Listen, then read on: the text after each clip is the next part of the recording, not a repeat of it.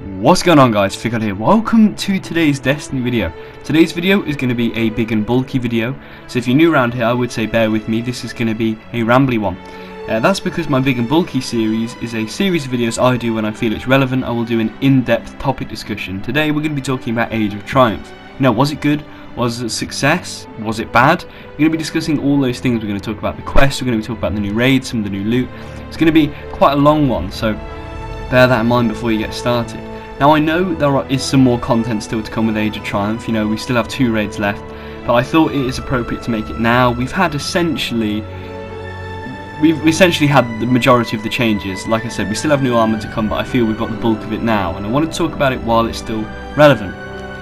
So, before we jump into today's video, I want to keep this intro below a minute and a half. If you like this video or would like more in-depth topic discussion content like this, a like is always appreciated, as is a cheeky share, but your viewing and enjoyment is enough for me. I would also say, if you do like listening to my video whilst watching Destiny 2 gameplay, that I would hit that subscribe button, and also while you're down there hit the bell to be notified of my uploads, because I'm going to have some more cool videos coming your way in the coming weeks. So let's jump in. First off, we'll talk about the quest and later the record book, and then about the rewards. So first off, the quest, probably the first thing you picked up on day 1 of Age of Triumph. It essentially just gives a bit of a guide through the live update. So, you know, if you think about it, if you were a casual player, hadn't seen all the live streams and all the trailers, and you jumped into Destiny after the update and you were like, what the hell is going on? You'd be a little bit confused. But with this quest, it essentially just gives all those players that may have missed out on all the hype and everything a sort of step-by-step, hold-your-hand guide through Age of Triumph. To be honest, I was expecting a little bit more of a narrative. I would have liked more of a narrative, but it gives almost absolutely none. The quests, the steps of the quest sometimes are a little bit menial, like go and do a patrol on each one of the locations. That's just a bit of a grind. Maybe if they'd offered each one of the locations and say complete patrols on 3 of these, that would have been a little bit better. But I guess, you know, adding a little bit of longevity. Yeah, so like I said, just a bit of a guide through the live update. Not really much to talk about there. But the record book, 13 pages long, it is the longest record book in Destiny history, and probably will be until Destiny 2. In fact, it will be, because Destiny 1's getting no more updates. And yeah, again, just gives a guide through Age of Triumph. Gives no real narrative. The rewards are a bit lackluster, but I'll talk about the rewards in a second. What I thought was a really nice touch is that it had a page for every single type of player. If you're a PvP player, a raider, if you're a strike player, if you're a story player, if you're a loyal player, if you're a collector, if you're an explorer, that's absolutely everything for you, and I thought that was a really, really nice touch. They're actually acknowledging all the different players. You know, we've had almost PvP exclusive updates before. You know, Age of Triumph was feeling very PvE orientated, and all the changes essentially were to PvE. Well, I thought it was very nice for them to actually include all the other types of players in the game and give them something to do. It is basically just a checklist to get you through Age of Triumph. But as you go through that checklist, you will get rewards. I'm going to talk about that now. We literally got only emblems. And I know you might be thinking that's not too bad, you know, it's just rewards and more customization. In my opinion, it maybe needed some sort of exclusive armor set, or maybe Pocket Infinity could be achieved by completing your record book. I don't know why Pocket Infinity came back. I was a bit disappointed with that. But yeah, maybe they also could have had some sort of armor set like we got with the Dawning record book or the Rise of Iron record book, or maybe we could have had the system like we saw with the Dawning record book, where it's like you get some sort of tag or some sort of key, and maybe you could have been called like the Speaker's Reward, and once you get to like level 5 you get that little key and you run up to the speaker and you get an exotic or a quest or something like that. That would have been really, really cool, and I would have enjoyed something like that. Would have also made you interact with the vendors a little bit more. But yeah, to be honest, some of the emblems don't even look that nice. Most of them I have just dismantled and just sat in my kiosk. I've only put on 1 or 2 of them. You know, and the rewards for the challenge modes as well are just emblems. So once you've got them, are you really going to wear the ones you get from the record book? Honestly, I don't think so. I would have expected a little bit more there, but obviously they're very limited for time. Now, in terms of the rewards you get for the quest, they're very limited. You actually get the second Saurus ornament, which is something I was very, very surprised about. I didn't expect that, and it's a nice addition. Maybe again I would have liked a little bit more of a reward for that, maybe Pocket Infinity or something like that, but we didn't get shit. But now I'm going to talk about the weekly activities. So the first weekly activity we're going to talk about is the Nightfall.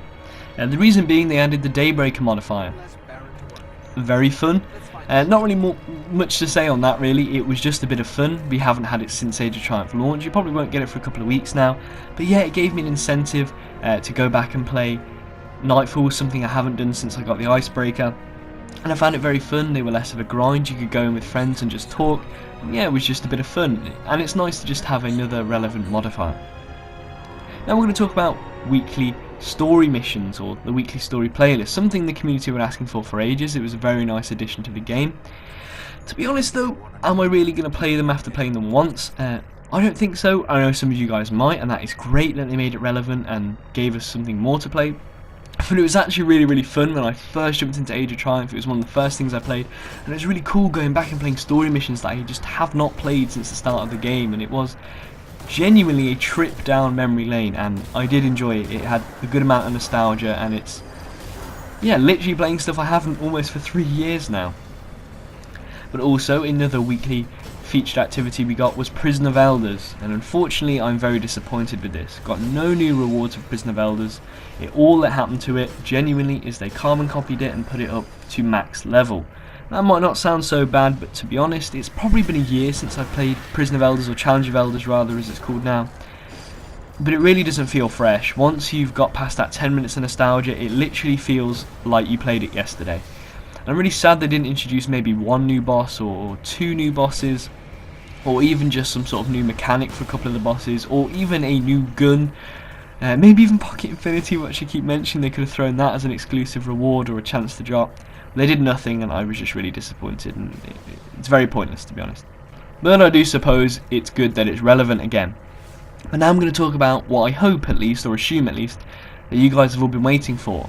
My review of the weekly featured raids. Now I know we haven't had King's Fall or Wrath of the Machine yet, but to be honest, Vault of Glass and Crota's End got the bulk of the changes, and I've played King's Fall and Wrath of the Machine in their previous state so many times that I think I'm educated enough to have an opinion on these. So let's start off chronologically. Crota's End, that was the first weekly featured raid, that was last week. In my eyes, probably the most fun raid there is right now, and that's saying something because Wrath of the Machine is very fun. It had the most changes, encounters completely changed almost, glitches almost completely wiped out of the raid, and yeah, it's just a much better experience. I mean, the encounter where you run across the bridge and there's 6 of you there with the swords and you're mashing up the knights, that is so fun. I would love to see more of that in the future of Destiny, although I wouldn't expect it at launch of Destiny 2. I think it was a little bit of a fuck it, it's the end of Destiny 1 from Bungie, but it is definitely fun. I would love to see more of that. In terms of glitches and things, there are still a lot apparent, and there's still a lot that are very frustrating, like lag still affects Crota loads. If you've got a Guardian lagging or a person lagging in your lobby, then it can screw you over sometimes in the Crota encounter, but you know, that's excusable because it is a lot better than it was. In terms of the challenges added to Crota, I like the Yut challenge where you have to do it under 2 minutes. I really like that. That's connecting the raids to the record book a lot better. And it's just, yeah, it's very challenging. Me and my group did it in 1:53 on our first or second attempt at really trying it, which I was really proud of actually, but then realised someone dominated it at like 1:14, I think the record is, which is absolutely insane. But yeah, I really like that. The challenge that a different person has to hold the sword every single time is really good as well. It's getting multiple people to have to do the relic holder position, which previously in year 1 was genuinely probably held by like one person in a raid group. It would always be like one person be the relic holder. I like now that you actually do have to include multiple people, and it is getting people to have a sort of varied experience a little bit. You know, I know through year 1 I wasn't often the relic holder and just sat there just firing rockets at Crota repeatedly. It wasn't the most fun boss fight, but now running in with a sword is actually a lot of fun. I can see why relic holders stole all the fun in year 1. The bastards. But yeah, very fun. I'll talk about the rewards in a second, but let's talk about Vault of Glass now. It's the weekly featured raid this week. Didn't go nowhere near as many changes as Crota, but the changes that were made has made it a little bit stricter, but a little bit more of a fluid and reliable experience. A lot of the cheeses have been removed, which I do like. I don't really like cheesing raids. And yeah, essentially that was all the changes that were made. The Oracle encounter is a little bit smaller and it makes it a little bit more fun to go through. But in terms of the challenges added to Vault of Glass, Templar, I think we could all see that coming, not letting him teleport. It's harder, obviously, than we expected because the light level being raised, but yeah, that's challenging. And Atheon, which was described as being the hardest challenge Bungie have ever created, is actually very hard. I don't know about it being the hardest challenge ever, but it is certainly very hard. each individual person on the fire team has to kill at least one oracle, which sounds easier than it is. I can assure you it's very, very hard. But now let's talk about the rewards you're getting for those raids. We talked about the rewards you get from the record book, which I described as being very disappointing. Well, I have to say, with the raids, it is the complete opposite. The detail on the gear and the weapons is amazing. It looks so good, and I can hope and pray that the armor, and especially the raid armor, is going to be that detailed and that extravagant in Destiny 2, and I can't see it not being. Can you imagine if they just brought that out at the end of Destiny 1 and then Destiny 2 went backwards? I can't see it happening. I can see it being like that, or even better. In terms of the drop rates, from my experience, they've been quite low. But remember, I only really play on one character. I'm not going to base my whole review of Age of Triumph from my RNG. But yeah, Bungie described it as generous as heck. From what I've seen, it's not really. It's going to keep me playing for about 3 months, seeing as how each raid's coming around once a week, and I'm happy for that. I'm happy to jump in once a week and play one of the raids because they are the most fun encounter, and that has added a lot more longevity. And yeah, the armour for King's Fall and Wrath of the Machine, we haven't had any yet, but we've seen enough from the live streams and stuff to know that that's excellent as well, and I can't wait to get my hands on that. In terms of the weapons we got, I think it was a good change to have the exotics as the elementals and the legendary non-elemental. I think it would have been easy to just have legendary elementals at the end of the game, but I can see why they didn't do it. I did call it actually that they were going to make exotic elemental versions, but that's beside the point. Yeah, I really like them. I think the adept versions of all the weapons look amazing, and I'm just glad that we got all of our beautiful Vault of Glass weapons back, and I can't wait to get my hands on the full set, which I seem to be struggling at. But yeah, like I said, I'm not going to base it on my experience. Let's just quickly go over microtransactions. To be honest, the drop rates on the new stuff is way too low on the new ornaments and stuff, but that's because the microtransaction packages, the packages of ages or whatever they're called, are just crammed full of stuff. So it's not really their fault. I think Bungie just need to up the drop rate on the newer stuff, because we can get 3 a week, so they are quite accessible. But when the drop rates are so low because there's just so much shit in them, I think that just needs tweaking, but I don't think it will, unfortunately. But yeah, like I said, they're not really a problem this time, like they were in Festival of Lost or whatever. But yeah, that is about it for today's video. I don't want to make this too long. If you had or hadn't noticed on my channel recently, I've been scripting videos, which I do enjoy, but it is enjoyable from time to time to do this, just let my hair down and just ramble on a little bit, give my thoughts. So if you like this form of sort of ranty content, I used to do this a lot more, please leave a like below, and obviously subscribe for more, and a share would also be appreciated. But your viewing and enjoyment is enough for me. But yeah, so that's about it for today's video. I do like Age of Triumph, I have enjoyed it. It's a breath of fresh air into Destiny, but overall maybe not as fresh as I would have expected. Essentially, I'm really enjoying it, but I would have hoped for more. That's probably my one-line review. Yeah, thank you for watching the video, guys. I hope you enjoyed. If you want to know absolutely everything about Destiny 2, I'll have all my Destiny 2 videos in the description and in the outro.